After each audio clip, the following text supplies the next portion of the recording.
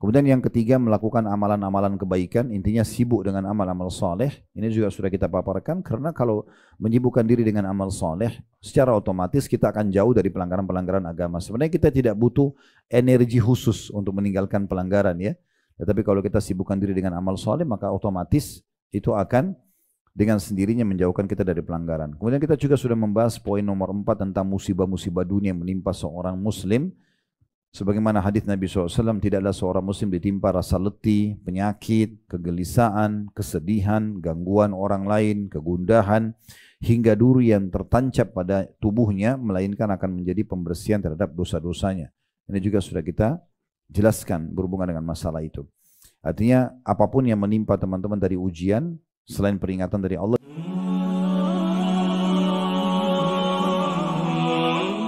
Assalamualaikum warahmatullahi wabarakatuh.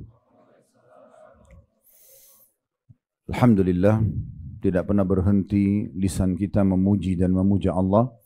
Sebagai seorang muslim tentunya, kita sangat yakin sebagai seorang muslim, dua susunan kata ini alhamdulillah adalah kalimat bersyukur kepada Allah Subhanahu wa taala yang Allah kekalkan dalam surah Ibrahim, la in syakartum la azidannakum.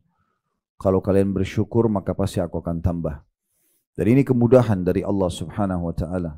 Andai saja di sebuah perusahaan ada seorang pimpinan yang mengatakan setiap kali bertemu dengan saya dan mengatakan terima kasih, saya akan selalu menambahkan payroll atau gajinya atau bonusnya, mungkin setiap pegawai tidak akan pernah berhenti untuk mengucapkan terima kasih. Tapi itu tidak akan terjadi di alam manusia. Karena kalau setiap saat dia mengatakan terima kasih bertambah gajinya, maka mungkin setahun 2 tahun kerja bisa menghabiskan uang perusahaan seluruhnya. Tapi di sisi Allah Subhanahu wa taala berbeda.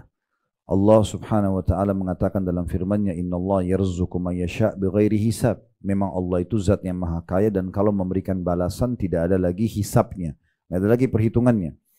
Dan ini kemudahan yang luar biasa. Oleh karena itu kita dianjurkan untuk selalu mengatakan alhamdulillah. Dan nikmat terbesar teman-teman sekalian adalah nikmat Islam dan iman. Karena dengan Islam dan iman ini kita jadi mengenal siapa Tuhan pencipta alam semesta ini, termasuk pencipta diri kita sendiri. Dan juga kita jadi tahu tujuan kita kenapa ada di muka bumi ini. Apa yang harus kita kerjakan, apa yang tidak boleh kita kerjakan, mana yang boleh kita nikmati dari makanan, minuman, pakaian, pendapatan, pergaulan, dan mana yang tidak boleh. Biasa dalam agama Allah dikenal dengan halal dan haram.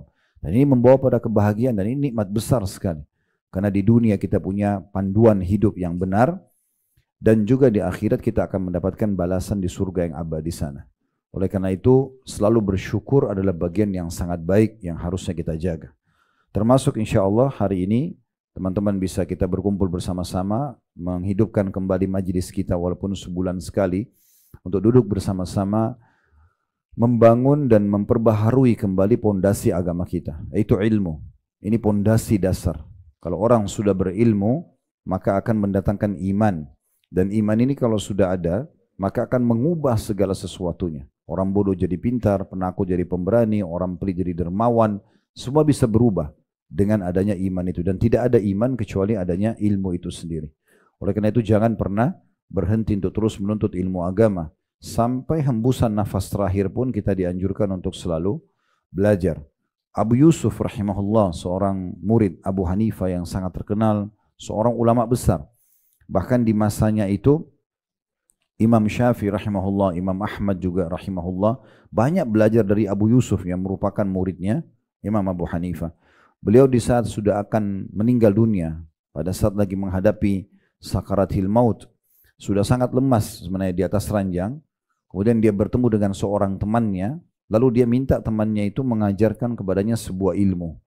Temannya mengatakan, Anda sudah di ranjang kematian.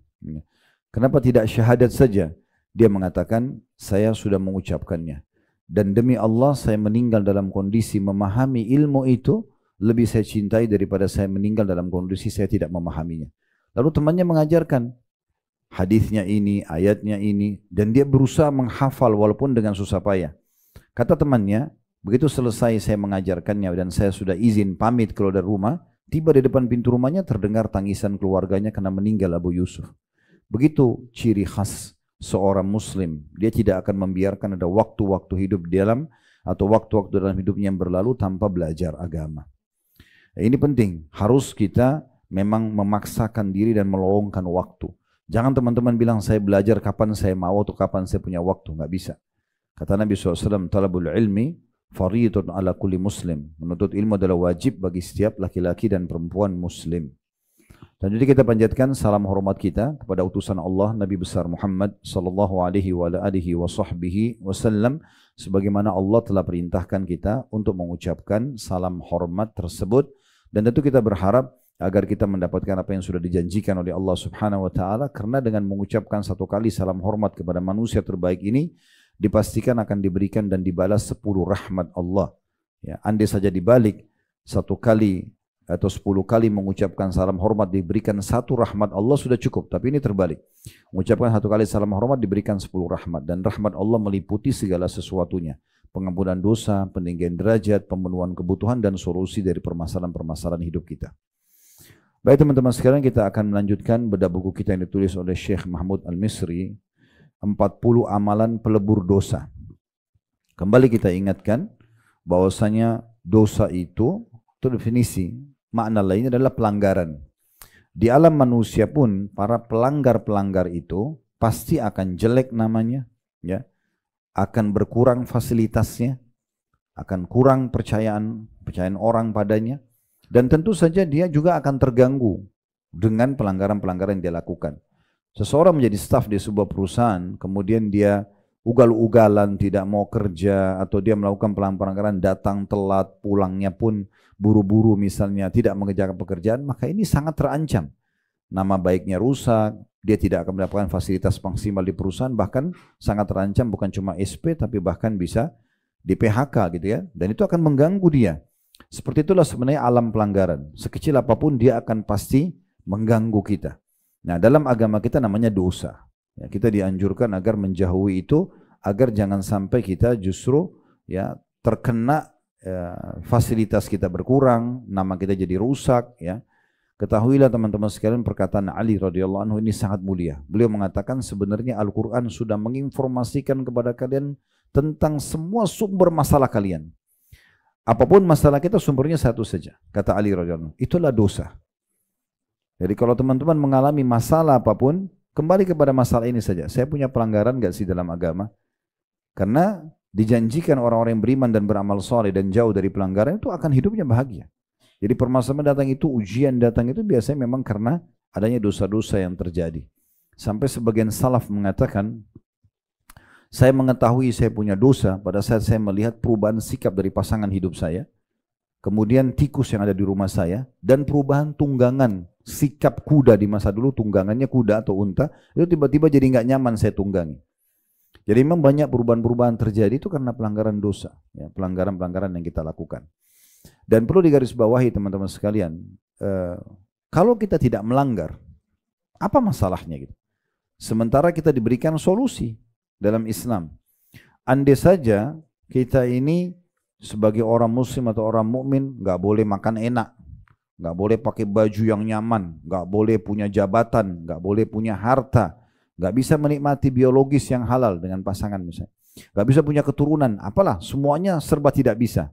Wajar kita melanggar. Ini semuanya bisa, ya kan gitu. Ada istilah halal dan haram. Orang yang mau melampiaskan biologisnya, yang haram zina, yang halal nikah. Lalu kenapa nggak pilih nikah? Kenapa harus zina? Gitu kan? Orang zina itu pasti semua ketakutan, akhirnya berpengaruh pada kualitas spermanya yang nanti akan jadi bibit manusia, sel telur yang merupakan kantong manusia. Biologis juga secara medis terganggu kalau orang ya terbebani. Kalau hamil, dua-duanya malu, keluarganya malu, anak yang lahir nggak jelas statusnya. Kalau kita bicara dalam agama kita, nggak ada nisbat nama, nasab, tidak ada warisan, tidak boleh jadi wali anak perempuannya menikah, banyak hukumnya. Sementara nikah itu 5 menit. Kalimat akad yang diucapkan oleh wali perempuan, saya nikahkan kamu sama anak perempuan saya, Fulana binti Fulan dengan mas kawin ini. Kemudian dia pun mengatakan saya terima nikahnya, ada 2 saksi, ada maharnya, selesai. Boleh biologis, bahkan dijanjikan pahala yang sangat besar, kan gitu. Lalu kenapa harus ke bab pelanggaran, sementara ada solusinya? Kalau Allah bebankan kepada kita syahwat, kemudian kita memang bergejolak dan kita harus lampiaskan itu. Karena tidak ada populasi manusia tanpa interaksi ketemunya sperma sama sel telur. Itu sudah umum. Kecuali mujizat yang Allah berikan kepada Nabi Isa alaihissalam. Itu satu-satunya manusia yang seperti itu. Dan itu Allah jadikan sebagai mujizat. Maka mungkin wajar orang melanggar. Tapi ini kan diberikan solusinya. Lalu kenapa tidak memilih yang dibolehkan? Di saat Allah haramkan babi, nggak boleh makan babi. Allah jadikan yang gantinya banyak. Sapi, ayam, kelinci, semua hewan air. Banyak gantinya gitu. Jadi di saat Allah haramkan khamar, minuman keras atau narkotika yang bisa memabukkan, semua penelitian ilmiah menunjukkan itu adalah buruk untuk merusak akal, merusak jiwa dan segala macam. Ada solusinya, ada susu, ada air putih, ada madu. Kenapa harus yang haram gitu ya? Nah ini yang sedang kita bahas sebenarnya tentang masalah bahayanya dosa itu.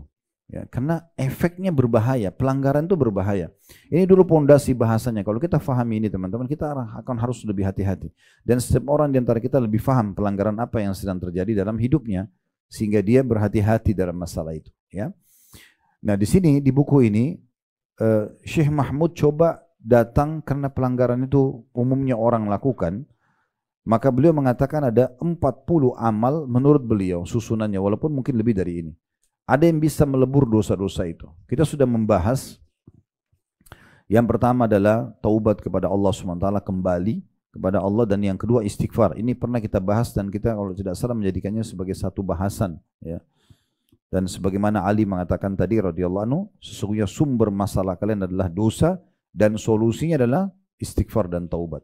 Ya, itu solusi terbaik untuk keluar dari semua permasalahan. Kalau teman-teman melakukan satu pelanggaran dan akhirnya pelanggaran itu terbongkarlah, gitu kan? Allah SWT punya cara membongkarnya misalnya, sehebat apapun kita mengemasnya. Kalau kita tidak melakukan itu fitnah, tidak usah khawatir.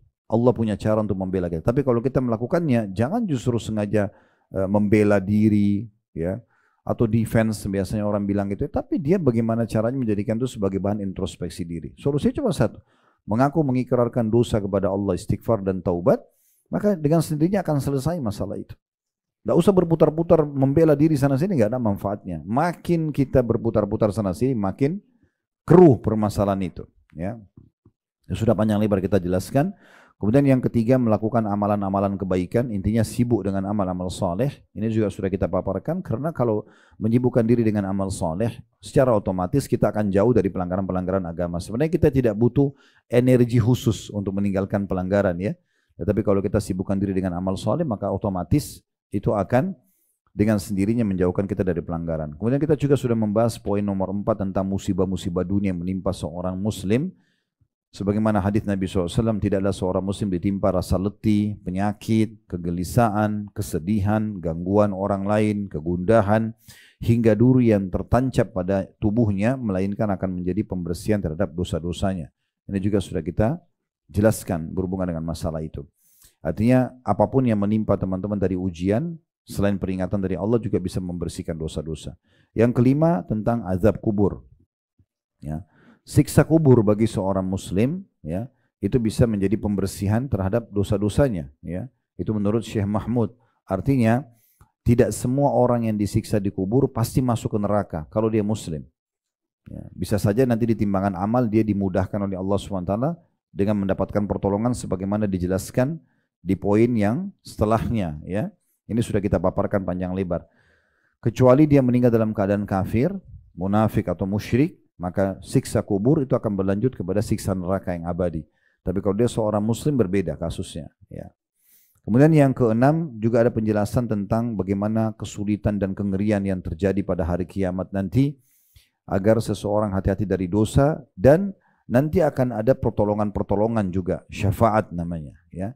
Di hari kiamat nanti itu akan ada pertolongan-pertolongan. Ada di poin ke-7, poin ke-8, tentang ampunan Allah Subhanahu wa taala, dan Allah berikan wewenang kepada para nabi-nabi memberikan syafaat, kepada para malaikat memberikan syafaat ya.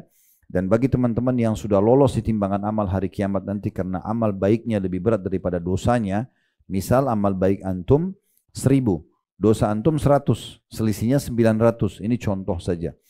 Maka kita bisa memberikan syafaat atau pertolongan kepada orang lain senilai 900 itu. Bukan dibagi-bagi ke orang, tapi nilainya bisa dibantukan. Misal kita temukan ternyata ibu kita butuh 100, kita bisa alihkan ke beliau, atau kita minta agar Allah membantu dia sampai angka 900 itu habis. Ya. Kalau ternyata ada 9 orang kita mau bantu masing-masing butuh 100, maka 900 itu bisa kita gunakan. Bukan diambil punya kita dikasih mereka, bukan. Allah dengan kemahamurahnya memberikan bantuan kepada mereka sudah nilai itu. Ada orang yang tidak bisa memberikan syafaat kecuali cuma dirinya sendiri. Ada orang bisa memberikan 1 orang dibantu, ada 2 orang, ada 3 orang. Ada kata Nabi SAW, di antara umatku bisa membantu memberikan syafaat seperti jumlah suku Mudar. Suku Mudar ini suku Arab yang paling banyak anggotanya. Kalau sekarang mungkin sudah jutaan orang gitu ya. Di masa Nabi SAW itu sudah ribuan orang gitu. Artinya dia bisa membantu karena banyaknya pahala dia dan sedikitnya dosanya. Nah itu juga sudah kita jelaskan panjang lebar. Berikut juga dengan adanya syafaat dari Allah Subhanahu wa taala. Allah Subhanahu wa taala bisa memberikan pertolongan kepada hamba-hamba pada hari kiamat ya. Tetapi jangan teman-teman tunggang ini sambil mengatakan begini, oh kalau memang ada syafaat hari kiamat ya sudahlah, saya nggak apa-apa sedikit amalnya atau banyak dosanya toh nanti akan ada dibantukan. Bisa dibantukan, bisa tidak. Syafaat itu masih bisa kita dapatkan, bisa juga tidak. Kan tergantung pemberi syafaatnya. Kita berharap teman kita berikan syafaat, belum tentu. Ada sebuah asar, sebuah riwayat yang pernah kami temukan, akan datang seorang suami pada hari kiamat berkata pada istrinya, saya, bukankah selama saya jadi suami sudah baik? Istri mengatakan iya. Lalu disebutkan kebaikannya, saya pernah begini, saya pernah begitu. Suaminya, istrinya akuin semuanya, iya benar. Terus kata suaminya apa? Kalau begitu tolong bantu saya dengan 1 pahala pada hari ini, yang saya berharap saya bisa selamat nanti. Istrinya karena belum ditimbang amalnya, khawatir. Dia mengatakan, saya akui semua kebaikan itu, tapi saya tidak berani untuk melangkah ke sana. Khawatir kalau saya kasih 1 itu, saya nanti akhirnya yang kekurangan. Ya, karena kalau pahala 100.000, dosanya 1.000, itu masuk neraka dulu, masih berimbang soalnya. Apalagi kalau dia kasih 1, ini 999 pahalanya, dosanya 1.000, masuk neraka dulu. Padahal ini suami istri, tetangga bantal, sudah berbagi kasih sayang sekian tahun di dunia. Ya, orang tua buat anak-anak masing-masing. Dan begitu juga kata Nabi SAW, seorang istri akan datang hari kiamat mengatakan kepada suaminya, bukankah saya sudah menjadi istri begini dan begitu, disebutkan semua kebaikan. Suaminya akui, selama hidup memang luar biasa baiknya. Lalu istrinya mengatakan, kalau gitu tolong bantukan untuk saya 1 pahala. Ya mungkin saya bisa selamat pada hari ini. Karena suaminya belum ditimbang amalnya, belum bisa memberikan syafaat. Dia belum tahu dia lolos atau tidak, dia mengatakan, untuk itu saya mohon maaf. Saya khawatir saya bantu kamu, malah saya tidak selamat. Itu saking luar biasanya pada hari kiamat ya. Jadi tidak bisa kita menganggap gampang-gampangan saja, oh syafaat akan datang. Enggak semua orang bisa memberikan syafaat. Kemarin ada salah satu saudara kita menanyakan tentang masalah kalau ada kerabatnya yang mati syahid, apakah dia bisa spontan dapat syafaat? Karena kan orang mati syahid bisa berikan 70 orang dari kerabatnya ditunjuk bersama-sama masuk surga. Saya mengatakan tidak. Tergantung pemberi syafaat. Bisa saja dia saudara kandung tapi dia nggak kasih saudaranya nanti. Itu tidak bisa kita jadikan sebagai pegangan. Yang benar justru selama hidup kita segera bertaubat kepada Allah Subhanahu wa taala, membersihkan dosa-dosa kita, memperbanyak amal soleh kita, kalau perlu kita yang niat untuk membantu orang lain. Ini semua sudah kita paparkan pada pertemuan yang lalu ya.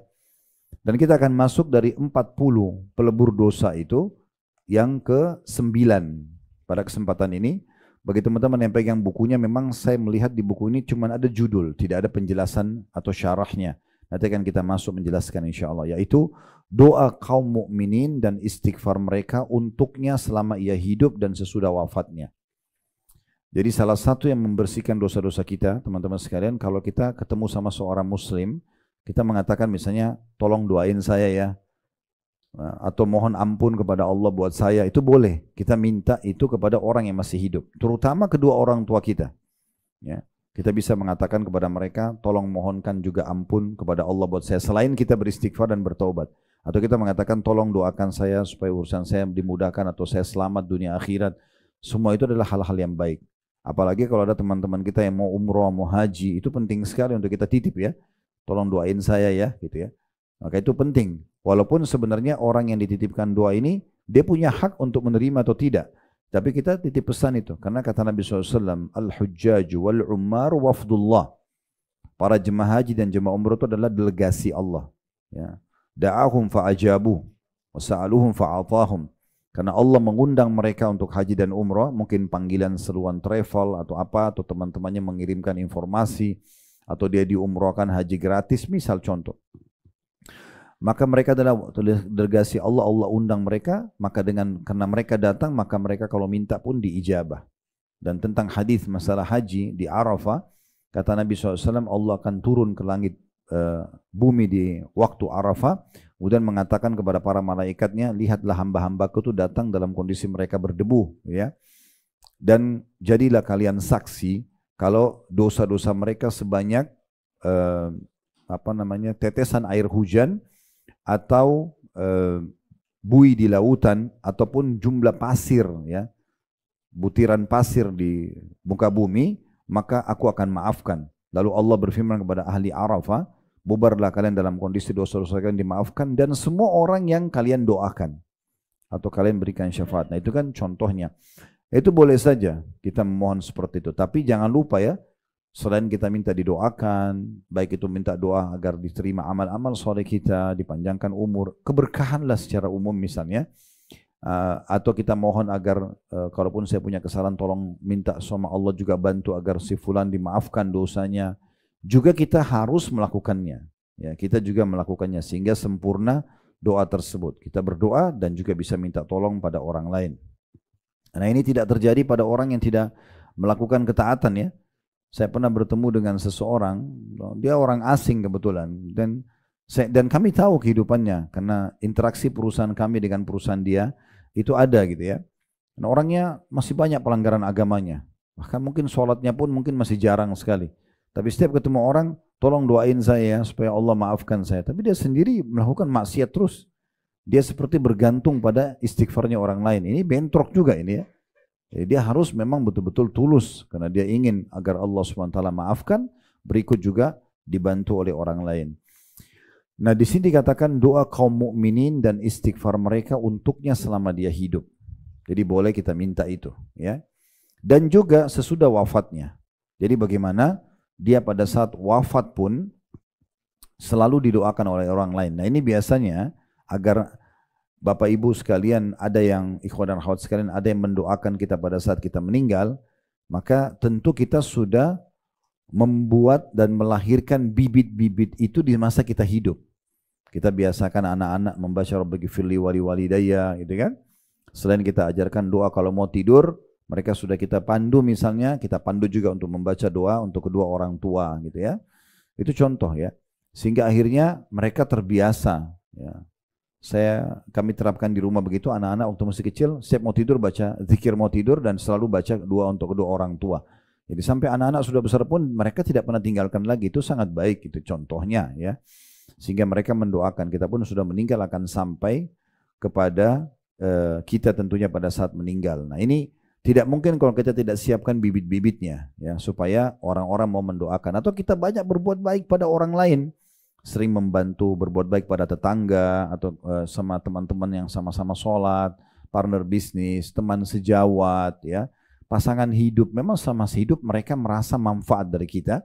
Maka saya yakin pada saat kita meninggal mereka juga tidak akan luput untuk mendoakan kita. Nah ini poin penting untuk menjadi pondasi dan landasan bahasan kita, teman-teman sekalian. Jadi kita sekarang akan fokus membaca atau membahas masalah doa. Mungkin sudah umum. Kita sudah tahu tentang masalah doa. Doa ya sudah tahu, mohon kepada Allah. Tapi masalahnya pertanyaan sederhana. Kenapa masih jarang orang yang berdoa? Ada beberapa poin sebagai bahasan atau pembukaan bahasan kita berhubungan dengan masalah ini. Teman-teman sekalian, doa itu adalah inti daripada ibadah. Inti daripada ibadah. Artinya orang kalau sudah biasa menghidupkan doa, berarti ibadah lain akan mudah dia kerjakan. Tapi dia rutinkan, dia selalu berdoa. Sebagaimana sabda Nabi SAW, ad-du'a huwal ibadah. Doa itu inti ibadah. Artinya bisa ditahu orang ini ahli ibadah kalau sudah rutin berdoa. Kalau dia masih malas berdoa, berarti ibadah lainnya juga akan malas. Gitu. Ya.